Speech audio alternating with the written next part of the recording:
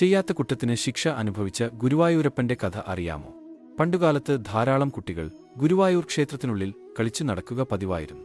അക്കാലത്ത് ഇല്ലങ്ങളിലൊക്കെ കടുത്ത ദാരിദ്ര്യമുള്ള സമയവുമായിരുന്നു. അമ്പലത്തിലെ നിവേദ്യങ്ങൾ കഴിക്കുവാൻ കുട്ടികൾ അവിടെ അങ്ങനെ ചുറ്റിപ്പറ്റി കഴിഞ്ഞിരുന്നത്. കൊടിമരത്തിനടുത്ത് വെച്ച വലിയ ചെമ്പിൻ പാത്രത്തിൽ കുന്നിക്കിരുവും മഞ്ചാടിയും ഇട്ടുവയ്ക്കുക പതിവായിരുന്നു. കുട്ടികളുടെ ബുദ്ധിശക്തി വർദ്ധിപ്പിക്കുന്നതിനും ഊർജ്ജസ്വലത ലഭിക്കുന്നതിനും കുട്ടികളെ കൊണ്ട് കുന്നിക്കിരു വാരിക്കുന്ന ചടങ്ങുണ്ട്. അമ്മമാർ കുട്ടികളെ കൊണ്ട് കുന്നിക്കിരു വാരിച്ച് നാണയങ്ങൾ ആ പാത്രത്തിൽ ഇടുകയും പതിവായിരുന്നു. അമ്പലത്തിലെ കാര്യങ്ങളൊക്കെ ചിട്ട പോലെ നോക്കിയിരുന്നത് കണിശക്കാരനായ ഒരു ഭട്ടതിരി ആയിരുന്നു. ഒരു ദിവസം ഭട്ടതിരിയുടെ മുന്നിൽ ഒരു പരാതിയെത്തി. കുട്ടികൾ കുന്നിക്കിരു പാത്രത്തിൽ നിന്നും പണം എടുത്ത് പഴം വാങ്ങി കഴിക്കുന്നുണ്ട്. ഇത് സത്യമാണോ എന്നറിയാൻ കുട്ടികളെ വിളിച്ചുവരുത്തി ചോദിച്ചു. നിഷ്കളങ്കരായ കുട്ടികൾ സത്യാവസ്ഥ തുറന്നു പറഞ്ഞു. അമ്പലത്തിൽ നിന്നും ഭക്ഷണം ഒന്നും കിട്ടാത്ത ദിവസങ്ങളിൽ കുന്നിക്കിരു ചെമ്പിൽ നിന്നും നാണയങ്ങൾ എടുത്ത് പഴം വാങ്ങി കഴിക്കാറുണ്ട്.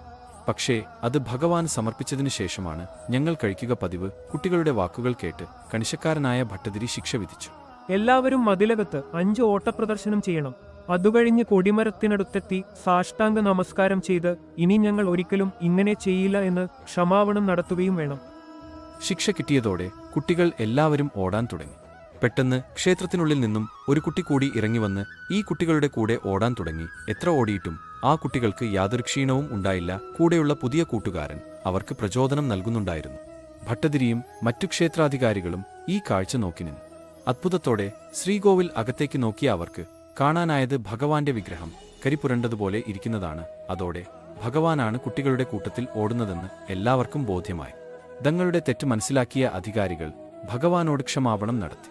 ഓടുന്ന കുട്ടികളും അപ്പോഴേക്കും ഓട്ടം നിർത്തി. പക്ഷേ അപ്പോൾ അവരുടെ കൂടെ കൂടുതലായി ഓടാൻ വന്ന ആ കുട്ടി ഉണ്ടായിരുന്നില്ല. പെട്ടെന്ന് അകത്തുനിന്നും ഒരു അശരീരി കേട്ടു. ആ പിഞ്ചുകുട്ടികളെ ഇത്രയും വലിയ കടുത്ത ശിക്ഷയ്ക്ക് വിധിക്കേണ്ടതില്ലായിരുന്നു. അനാഥരായ കുട്ടികൾ വിശപ്പ് സഹിക്കാൻ വയ്യാതെ വന്നപ്പോൾ എന്നോട് ചോദിച്ചതിനു ശേഷം നാണയങ്ങൾ എടുത്ത് പഴം വാങ്ങിയത്. എനിക്കും അത് സമർപ്പിച്ചതിനു ശേഷമാണ് അവർ കഴിച്ചത്.